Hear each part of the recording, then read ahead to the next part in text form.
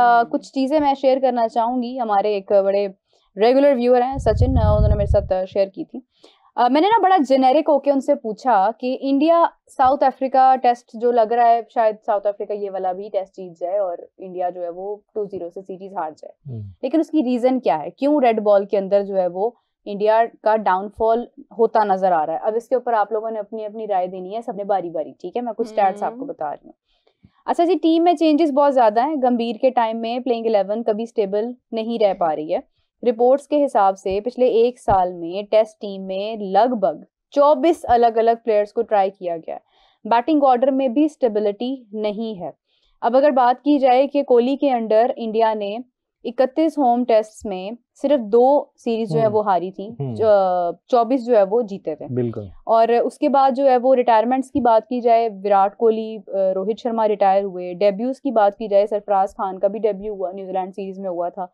ध्रुव जुरेल का हुआ, देवदत्त पडिक्कल का हुआ, रजत पाटीदार का हुआ, आकाशदीप, नीतीश कुमार रेड्डी, हर्षित राणा। अच्छा, फिर उसके बाद अब बात करेंगे जरा बैटिंग में क्या शफलिंग हुई है। अली भाई जरा काबिले गौर बात है।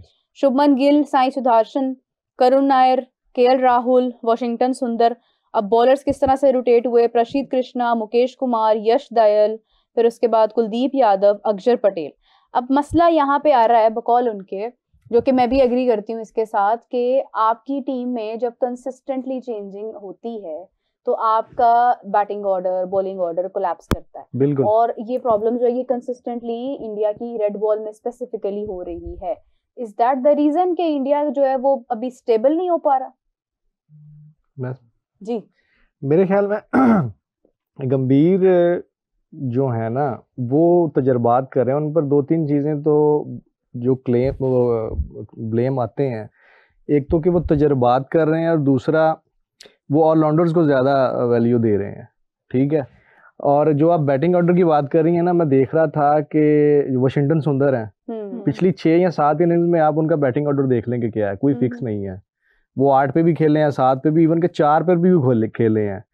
और दूसरा ये है कि मुझे नहीं समझ आती कि क्या किस मेंटेलिटी के साथ वो इंडिया को कर रहे हैं। अगर शास्त्री का दौर देखें आप तो वो बड़ा ज़बरदस्त था इंडियन रेड बॉल के लिए। हाँ, मतलब ज़्यादा पास्ट नहीं, पीछे नहीं जाते, रिसेंट पास्ट की अगर बात करें। हाँ।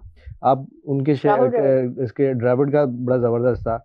अब उसकी विराट की बात कर रही हैं, रोहित का दौर बड़ा अच्छा था। सिर्फ एक ही उन पर आता है वो जो होम सीरीज की अगर बात की जाए, गैरी क्रिस्टन ने भी इनकी कोचिंग की। गैरी क्रिस्टन ने किया, वो पीछे चला जाता ना। हाँ, मतलब वो शास्त्री से पहले थे मेरे ख्याल में, ड्राविड से पहले ये, और फिर मेरे ख्याल वो थे, वो आई थिंक 2011 में थे कोच इनके, अगर मैं शायद। लेकिन ये जो ट्रॉफी मेरे ख्याल विन की थी ना धोनी के दौर में, जब ओडीआई की, वो उनके दौर में।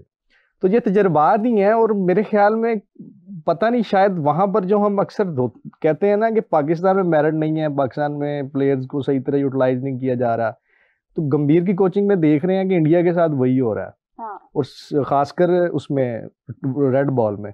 लेकिन अगर ये सिलसिला ऐसे ही चलता रहा ना, तो मुझे लगता है कि व्हाइट बॉल में भी इंडिया को धचके लगेंगे, और किसी हद तक वो कर रहे हैं। आप ऑस्ट्रेलिया के साथ जो इंडिया की सीरीज थी व्हाइट बॉल की, आप उसमें देखें, कुछ उसमें भी आपको शफलिंग नजर आती है। अच्छा, मेन इनके बॉलर मेजर शामी, हम इससे पहले भी बात कर चुके हैं, बिल्कुल नजरअंदाज कर दिया। वो बंदा खुद कह रहा है कि मैं खेलना चाह रहा हूँ, मैं खेलना चाहता हूँ, लेकिन आप उसको नहीं लेके आ रहे। और सिवाय मेरे ख्याल में 2-3 चीज़ें ये ऐसी हैं कि अगर बीसीसीआई ने इस पर ना कोई सख्ती से नोटिस लिया या इस पर ना वर्क किया तो इंडिया टोटली जो है वो फेल होगा। बिल्कुल सही बात है जी। शरिया भाई ने कहा तजर्बे ज़्यादा कर रहा है इंडिया, लेकिन मेरे ख्याल से अगर गौतम गंभीर की बात आती है ना कोचिंग पे, तो फिर वो व्हाइट बॉल में तो ट्रॉफीज भी जीत रहे हैं, तो टेस्ट बॉल में क्यों, रेड बॉल में उनके साथ क्यों ऐसा हो रहा है? लेकिन जहाँ तक देखा जाए कि टेस्ट में आके उनके बड़े प्लेयर काफ़ी चले गए हैं, अब नए आ रहे, जायसवाल आया है, जायसवाल भी आया, सुंदर है, ये लोग आए हैं, तो टीम को लेकर चल रहे हैं। लेकिन उस तरह जिस तरह चेंजिंग कर रहे हैं ना टीम के साथ, टेस्ट में ज्यादा कर रहे हैं, उधर नहीं वो कर रहे हैं व्हाइट बॉल में उतनी नहीं कर रहे जितनी वो रेड बॉल में। वो तजर्बा उनका कभी कामयाब हो नहीं रहा। नहीं, इंडिया का जो है ना व्हाइट बॉल और रेड बॉल, उसमें डिफरेंस ही है। व्हाइट बॉल के साथ वो एक ही अप्रोच के साथ जाते हैं। हाँ। रेड बॉल जो नेशनल क्रिकेट है ना, इसमें एक्सपेरिमेंट्स नहीं होने चाहिए, ये नहीं करने चाहिए। अभी पिच वाला जो पिछला पहला टेस्ट था, उस पर की क्या रीजन थी उसकी? इनकी मर्जी से पिच बनी ना। हमने एशेज में देखी है ना, 2 दिन का टेस्ट था, ये तो फिर 2.5 दिन पे मेरे ख्याल इनका एंड हुआ था। वो किसकी जिम्मेदारी थी? इन्हीं की थी ना। हाँ। अगर आप अपनी होम सीरीज में भी मतलब उस तरह नहीं कर पा रहे, अब पाकिस्तान के साथ हम कंपैरिजन करें तो पाकिस्तान तो पिछले मेरे ख्याल में सारी सीरीज जीता आ रहा है, 10 में से 1 मैच पाकिस्तान आ रहा है। T20 आपके पास सारी आ रही हैं, वाइट भी है, रेड में आप अगर साउथ अफ्रीका से उस तरह नहीं लड़ाई कर सके, मतलब नहीं खेल सके, लेकिन आपने उसको बैलेंस रखा है। तो यहाँ पर मेरे ख्याल में, मेरी नज़र में तो ये सिर्फ एक माइंडसेट वो उसका गंभीर का ही है।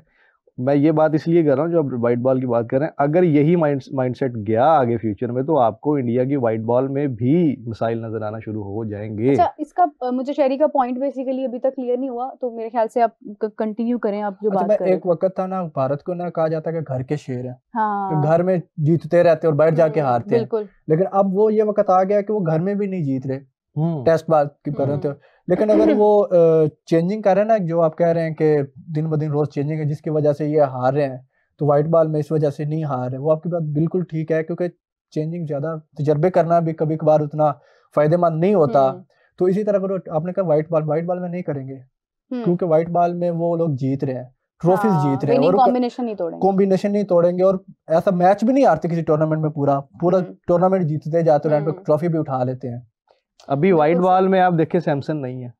हाँ, नहीं है। सैमसन के आप निकालें वो स्टैट्स, कल मैंने स्क्वाड देखा, रिंकू होना चाहिए था, रिंकू है वाइट बॉल में, सैमसन नहीं है। क्यों नहीं है? वो बेहतरीन प्लेयर है, आई थिंक 50 प्लस की उसकी एवरेज है। उसको निकाला क्यों फिर? मैं यही कह रहा हूँ, मेरे पॉइंट, मेरा जो असल चीज है ना, मैं इसी पे बात कर रहा हूँ कि आप देखें वो 50 प्लस की average I think Sanju Samson की, लेकिन वो वाइट बॉल स्क्वाड में ऐसा नहीं है। अच्छा, रिंकू है इसमें? रिंकू मैंने नहीं देखा, सैमसन कल अनाउंस हुआ है स्क्वाड जो इंडिया का है। रिंकू का देखें, क्योंकि वो भी बहुत अच्छा एक्स्ट्राऑर्डिनरी प्लेयर है। अच्छा, जिस तरह मतलब एक ये टर्म यूज होती थी ना, इंडिया यानी घर का शेर है, मैं वैसे इसमें ऐड करना चाहूंगी, मैंने जब से कवर करनी शुरू की है ना क्रिकेट प्रॉपर्ली, मैंने देखा है कि वो बॉर्डर गवास्कर ट्रॉफी थी 10 साल से उनके पास थी, इंग्लैंड में जाके भी सीरीज जीते हैं, मतलब वो आउटडोर जितनी भी, क्या हुआ है मुकद्दस,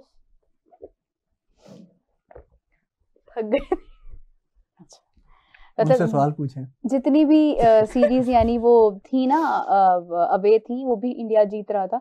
हाँ, लेकिन ये बात हम कह सकते हैं कि घर पे तो कोई हरा सकता ही नहीं था, अब जाकर वो एक जो है ना वो एलिमेंट माइनस होता नजर आ रहा है। अभी तो अपनी मर्जी के पीछे बना रहे हैं, अभी भी सब वैसा ही होम सीरीज में, लेकिन आई डोंट नो कि क्या रीजन है कि वो एक जो है ना वो डाउनफॉल नजर आ रहा है। मुकद्दस, आपकी खूबसूरत मुस्कुराहट के साथ मैं ये पूछना चाहूंगी कि एक जिस तरह हम लोग अभी बात कर रहे हैं कोच की, कि मतलब कोच की वजह से शायद कहीं ना कहीं ये चीज चल रही है, do you think it's the coach और इट्स द कैप्टन और इट्स द टीम, कौन जिम्मेदार होता है समटाइम्स आपके डाउनफॉल का?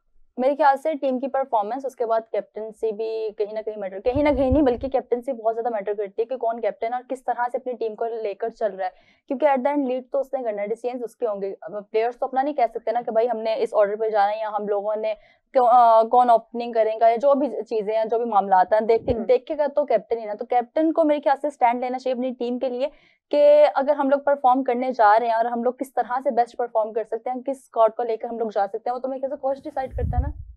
डेफिनेटली प्लान तो मतलब गेम स्ट्रेटेजी कोच देता है, लेकिन वो आगे प्लेयर्स की सिलेक्शन में तो कैप्टन। तो मेरे ख्याल से जब आप लोगों ने एक टीम सिलेक्ट कर ली है, फाइनल कर लिया, तो उसको ड्यूरिंग मैच, ड्यूरिंग टूर्नामेंट उसको चेंज नहीं करना चाहिए, तब्दील नहीं करना चाहिए, प्लेयर्स रोज एक्सपेरिमेंट्स नहीं करने चाहिए, क्योंकि आप एक माइंडसेट के साथ जाते हो, एक प्लेयर रेडी हो जाता है, उसने एक मैच खेला, नेक्स्ट डे उसको कह दिया जाता है कि आप रेस्ट कर लो या उसको ड्रॉप कर देते हैं, फिर किसी और प्लेयर को लेके आते हो, वो उसने पहला मैच खेला नहीं होता, उसको आइडिया नहीं होता उस पिच का, या जो भी चीजें हैं वो पहले यानी पाकिस्तान मेंटली प्रिपेयर नहीं होता, मेंटली प्रिपेयर भी नहीं होता वो।